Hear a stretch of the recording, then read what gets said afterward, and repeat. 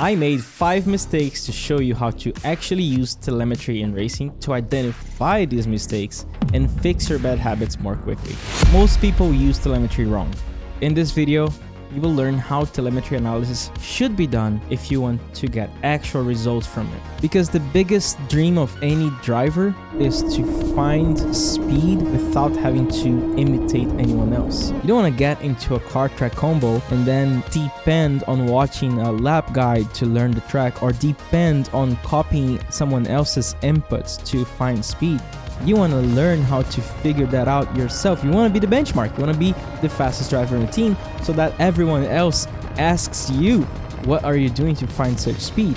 That's what we want. And most people use telemetry in a way that makes them depend on that to find speed. But what we want to do is just identify issues, identify where we're losing time, and then we want to work on the technique that is going to solve that problem, not only for that corner, but for all the similar corners and similar cars that we're going to find for the rest of your career. The biggest problem is that people are asking the wrong questions. They see, oh, I lose time here and X driver is braking later than me, therefore I will try to brake later. This is not necessarily the most effective way of seeing telemetry. You're gonna identify issues and big differences in inputs, but that is only the question. Why are you doing these different inputs? And it comes down to, what are you feeling when you drive to feel the grip to determine how much steering you get? What are the concepts that are you using? Are you making sure that you're maximizing the grip on all 4 tires? Maybe you're understeering too much. Maybe you're turning too much. But why are you doing that? Maybe your pedals are not allowing you to have the grip on the front tires,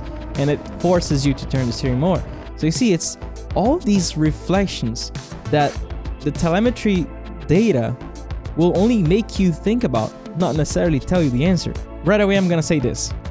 Video replay, at first, is more important than telemetry. You want to compare the videos first. You want to watch your own video. You want to watch the video of your teammate. You want to see the car positioning, the line, how much track they're using mid-corner, or an entry or an exit. That will give you an obvious thing to work on and to compare. The second level is the telemetry. Because if you're doing a close enough line, but the lap time delta is 3/10, then okay, where is it that we're losing on the speed? Are we losing speed mid-corner, or are we losing speed on entry?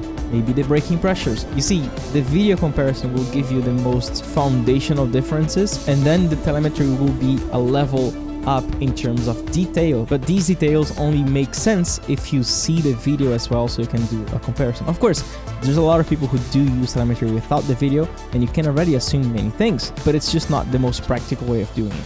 For this video, I will use the Delta 3.0 app, which is the telemetry software I'm currently using in my coaching sessions. The link is in the description. I selected the most common mistakes based on my experience with 2,500 students I've worked as a coach. For each mistake, I did 5 laps, trying to go as fast as possible while doing only that single mistake. For example, in the example where I don't trail brake at all, I had to adapt my line slightly to drive as fast as I can while coasting during the whole corner. Each mistake lap will be compared with my own fastest reference lap where I drive normally, so that you can learn how to identify these mistakes more easily when doing telemetry analysis. For this first example, I was forcing myself to not trail brake. I was forcing myself to jump off the brakes and go straight from 50-60% to 0 and just wait for the car to turn using only the steering and the engine braking. This is a very common mistake, especially in beginners, because they still don't have the precision to release the brakes that smoothly, and also because it's very tricky to find the actual precision, and the difference between trail braking just enough and trail braking too much is very small for them, because they still don't have the sensitivity in their foot. And this is how it looks in the telemetry. So right now I have my reference lap, which is a 42.2 compared to a 42.972, which is the lap where I forced myself to coast. As you can see right away from here, let's zoom in here. Let's look at turn 1. First thing, in order to coast like I did on my mistake lap, I had to brake early because I understood that the car could not rotate as much as it could at that speed without the help of the trail braking. So I had to brake a little bit earlier so I could drop the brakes and then turn into the corner. And also you can see here my steering trace. I'm actually steering a tiny bit more aggressively. I got into 10% steering compared to 5% steering because without the trail braking, I need to get more quickly on that limit and just wait for the car to turn because I'm not using the brakes to assist with that rotation. People who learn how to trail brake are able to brake a little bit later, and you can clearly see that. And you can see how this slow release makes a huge difference here. You can see that I'm actually a little bit flat here, and then I start releasing more on my reference lap. That's because of the elevation changes on that turn 1. And then most importantly, let's look at the speed graph. So in the speed graph, we can clearly identify when people are dropping the brakes too fast. Look at the slope here. On this first deceleration here into turn 1, you can see how the blue line has 2 clear straight lines. It goes down very quickly, and then it suddenly takes a turn and becomes a less aggressive slope.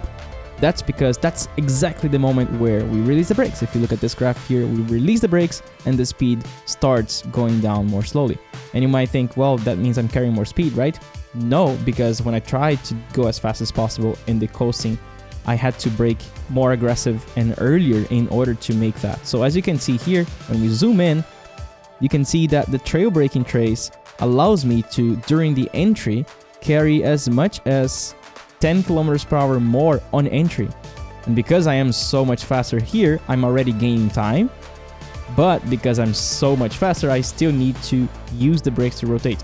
If I am carrying 10 kilometers an hour more and I coast, it will not work. So the coasting approach requires a different speed, a different entry, and a different line, which shows how complicated it is to learn trail braking. It's not only about releasing the brakes more slowly, it's about changing the whole thing. Another very good thing to identify in the reference lap versus the mistake lap is that here I release the brakes and I wait, and only here we get back on power, which means this coasting phase is so long and I have to get back on power a little bit later because the car has not rotated yet, and I have to wait for the car to turn, because if I coast, I get the understeer, the car does not rotate, and then I try to accelerate early, I'm gonna run off track. And you can see that we have exactly the same pattern everywhere. So quick drop, speed graph changes abruptly, and you're losing a lot of time on entry. Same thing here, I'm braking a little bit more and carrying 12 kilometers per hour less by turn in and losing a lot of time. If you look at the actual amount of time that we lose in turn 2 to be able to do that corner coasting, I literally lost 3/10 on one corner entry just because I was not trail braking, just because I had to wait for the car to turn, and the grip, the rotation was just not there. This car, you need to trail brake very well to make it point. And then exactly the same thing on the last corner. You can see how much time we lost. Actually, this one here, we lost a lot on exit, but I will explain you why. As you can see, same pattern, right? Braking even a little bit later on the coasting mistake, but I was braking way harder. So as you can see at this point here, pretty much double the pressure, and then releasing very quickly and having to wait for the car to turn before I can get back on power. And because of that, I am 12 kilometers per hour slower. In comparison, the trail braking lap, I was able to slow down more, even be at this point here 6 kilometers per hour slower, but I'm rotating so much more that I'm able to accelerate way earlier and gain a lot of time on the exit. For the second mistake, I will try to not use all the track on corner entries, not using all the track, which is difficult to identify if you don't use your video reviews. You can compare your lines in detail in telemetry, but there's nothing more clear and immediate than literally just watching the replay. See in the cockpit view, then seeing the chase camera, and seeing how much you're using on entry, on mid, corner, and on exit. It's very, very, very important to use all the track on entry. In this replay, I actually only focused on not using all the track on corner entry, and I tried to do everything else perfectly to see how fast I could do while missing more or less half a car or a car width on the corner entry. And it was bad. First of all, I lost a lot of time just by not using all the track. And if you look at the replay again, it doesn't look that bad. It's not that much. Actually, beginners use even less the track. So look at that. We're talking about 7/10 in a track that is 40 seconds. So this might be 2 seconds per lap in a track that is 2 minutes, if not more. This is how important it is. And again, you can't really identify it very well. Look at that. In yellow, we have the fast lap, and in red here for the braking, we have our attempt to not use all the track. What we can see right away is that the traces don't move that much. There's a little bit more trail braking because the radius is smaller since I'm not using the track, and I have to trail brake for more, and I have to do a much tighter radius, which means slowing down a lot more. So if we go up to the speed trace, that's where we really see the damage that not using on the track does. So look at this. Minimum speed on entry, even the same, but I just can't get the power down until I get my car to rotate a little bit more because, again, I'm doing a smaller arc. And because of that, I'm losing 14 kilometers per hour on turn 1, which is a very fast corner. Then we go into turn 2, and although it looks like I'm losing a lot less, if you look at the graph here, you can't really see. It's very, very tiny difference, right? We're talking about 5 kilometers per hour, but I actually lost a lot more time on this one. We're talking about 3/10 just because the radius was smaller, just because it didn't use all the track. I swear, I tried my best to go fast, but just not using all the track hurts everything. Mathematically speaking, you have to carry less speed. And then another fast corner, 8 kilometers per hour slower. And then here, not able to do it flat. This is supposed to be flat, but by not using the track, it's not a flat corner anymore. And then I lost 8 kilometers per hour. So you see the pattern. The graph doesn't change because I'm trail braking. I'm using as much engine braking and steering as I can. I'm keeping the car on the limit. So you can't see any change in the shape of the speed graph. You just see that you carry less speed.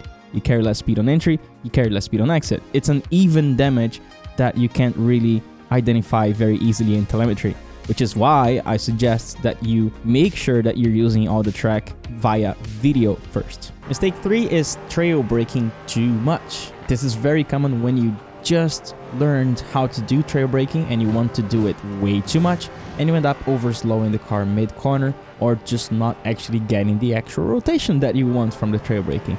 The trail braking has one objective: allow you to brake a little bit later and make the car rotate. If you're getting trail braking done but the car is not rotating anything, or you're just not using that lateral grip that comes with it, then you're actually not trail braking right. You're just overslowing the car. And this is what we're going to do in this mistake 3, trail braking too much, and we're going to see how this is expressed in telemetry.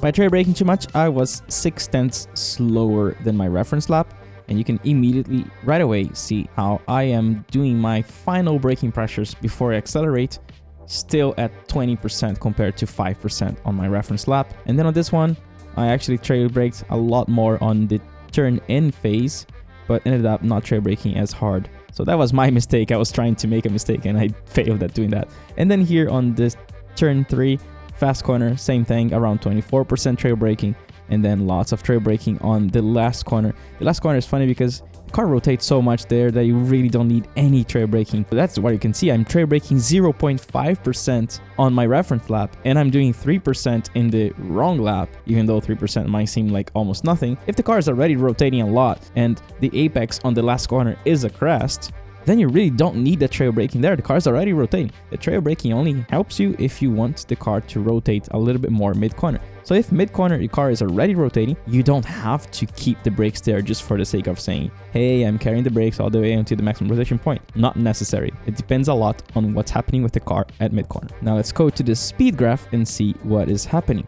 Trail braking too much, you will most likely overslow the car, and that's exactly what we see here. I was trying to make the car rotate by having a lot of weight on the front tires on the fast corners and I overslowed my car by almost 20 kilometers per hour just because I kept the brakes at 20% instead of 5% and 31% instead of 20%. So just by having this small change here that does not look like a lot, it's making my car go slower by almost 20k. The lines were similar. I was just overly trail braking, not necessarily getting any extra rotation from that, maybe even getting oversteer. But if you trail brake too much, you get too much rotation.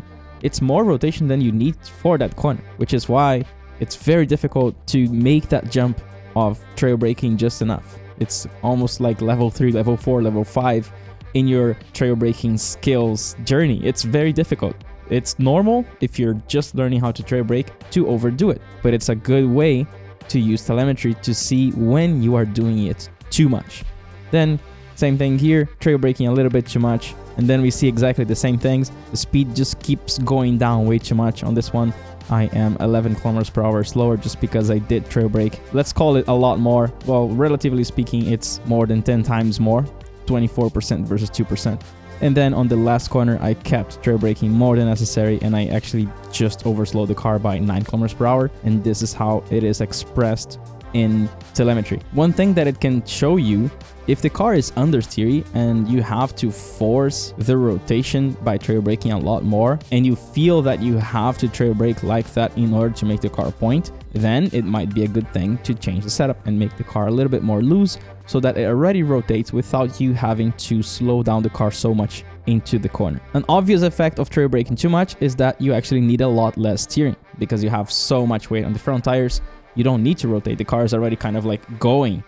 And as you can see on the lap, I am trail braking too much. I'm steering almost half. Actually, in some places, it is less than half of the steering on the reference lap. So 15% steering here because I am trail braking a lot. And I did get so much rotation here that probably it overheated my rear tires. And it made the car just more prone to rotating, which forced me to steer less. And then exactly the same thing with this one, 50% steering instead of 69% on the reference lap. And then you can see the same pattern. I'm just steering less, steering less, steering less, steering less, because with that isolated mistake, forcibly trail braking too much, in order to be as fast as I could, I had to steer a lot less. One thing that you can notice that's a little bit more high level, but I want to talk about it anyways, you see that the delta actually starts flattening a little bit after the exit, because when you trail brake more, that allows you to get a better exit, more acceleration. But the thing is that you're getting a better acceleration and your speed is already down by 15 kilometers per hour or 20 kilometers per hour, so you're never actually catching up. You're just getting more or less of a better acceleration, but it's not necessarily a better exit because the speed at which you're picking up your acceleration is already way too low and you're never really catching up that lost time. So you can see the same thing here, slightly better exit, and it makes this curve here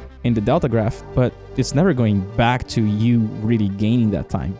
And then we have one of the probably most common mistakes, which is steering too much. It's very common to have lots of drivers thinking that their whole platform consists of your steering and not really feeling or understanding that the rear tires have a big role. When I talk about neutral steer or like rotating the car with the brakes and the engine braking and having the car kind of micro sliding, a lot of people have a really hard time understanding that because they spend so much time just thinking about steering and assuming that if you want the car to rotate more, you need to steer more. Actually, it's always the opposite effect. If you steer way too much, you rarely get oversteer, you only get understeer. Let's see what shows up in telemetry when we steer way too much while driving. I'm gonna say this is the easiest one to identify.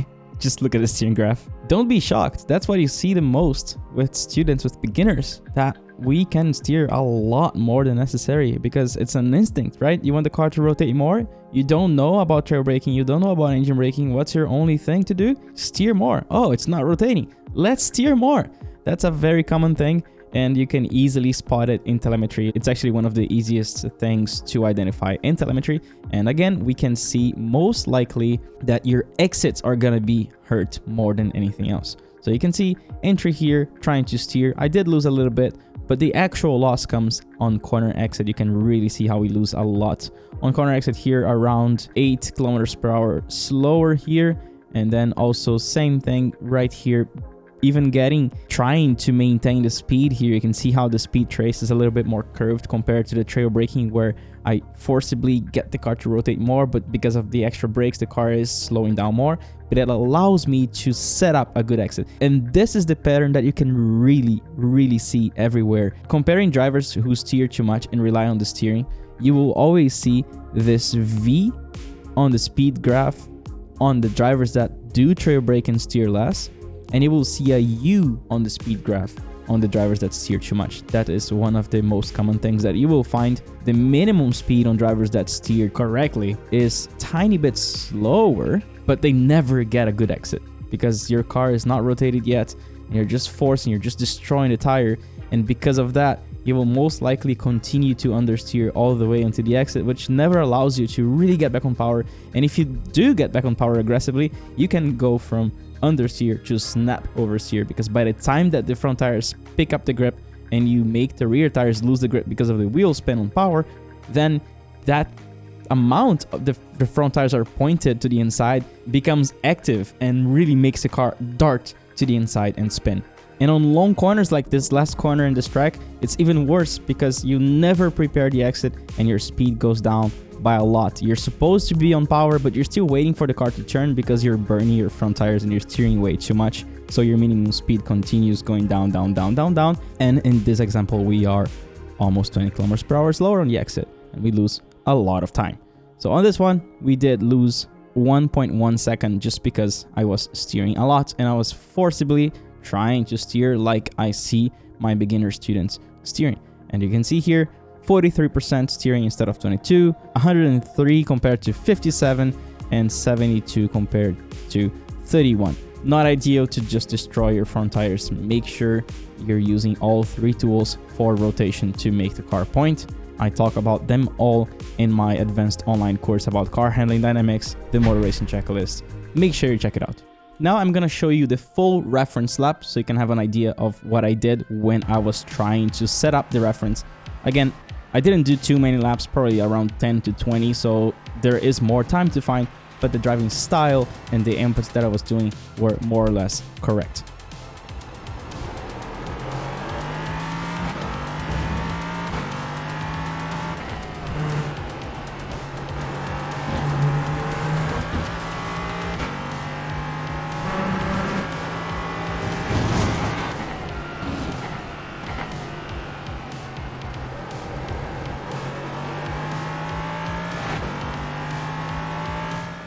Now I'm going to show you more or less what I do when I'm analyzing a student lap compared to mine in telemetry. We're going to click on Analyze Data, and then I'm going to load the reference that my student sent me. And then I'm going to get his best lap against my best lap. So my best lap is this one, and his best lap is the 43.3. How much time difference? 1.3 seconds. Reading the lines is one thing. Interpreting and knowing what you're going to do the next time on track is a totally different thing. For example, just by the speed graph, we can assume so many things. Here, you can see that I carry a lot more speed on entry, and you can see that he's braking a lot more. So generally, a beginner in telemetry would say, oh, I can just carry more speed. But that's not how it works. That's not the easiest way to read telemetry and actually benefit from it. What you're going to do instead is ask yourself, why is he braking more and why am I carrying more speed? Because one of the reasons I'm able to carry more speed here is because I'm using the three tools for rotation. I'm using the engine braking, I'm using the steering, I'm using the trail braking in a way that I can extract more rotation. And if he just looks at the telemetry and say, oh, he's braking less, and he tries to brake less, there's a big chance he's going to crash right away. So the ideal process, especially if you're driving in real life, is not to just trust the car and carry more speed, but also find a way to feel that extra lateral grip so that you can slowly carry more speed while continuing to test that minimum speed. And here's a smart way to read telemetry in between the lines. Here you can see that he is losing 0.6 in literally one corner. And the big drop in speed here comes from the fact that he's actually overslowing towards the minimum speed. So he's actually carrying a decent amount on entry, but then somewhere on the middle of the corner, he just cannot carry as much speed as I can. You look at the braking, it looks more or less similar. And the biggest reason he's not able to carry that speed is because he's struggling to rotate the car.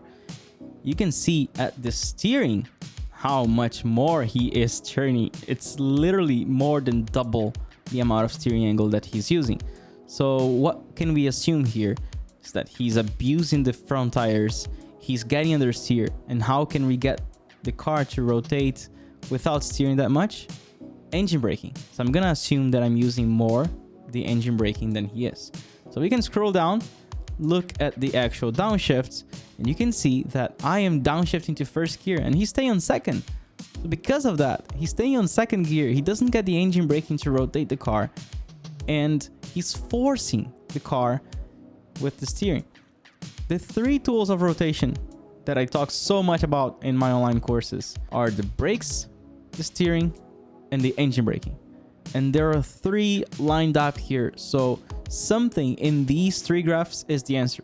And we already found it. He's steering too much and he is not using the first gear to rotate the car. Because of that, he has to wait and he has to brake more. He's probably micro-locking the front tires on entry, and his speed is much lower. And it doesn't look like a lot, but that's 8/10 in one corner. Turn 1 and turn 3 are high-speed corners. So as you can see, what's happening is that he's slowing down the car. He's not really trusting the downforce because he's not doing the right process to find the grip on all the high-speed stuff. So turn 1 is one example. Turn 3 is also one place where I'm carrying 8 kilometers per hour more towards the minimum speed.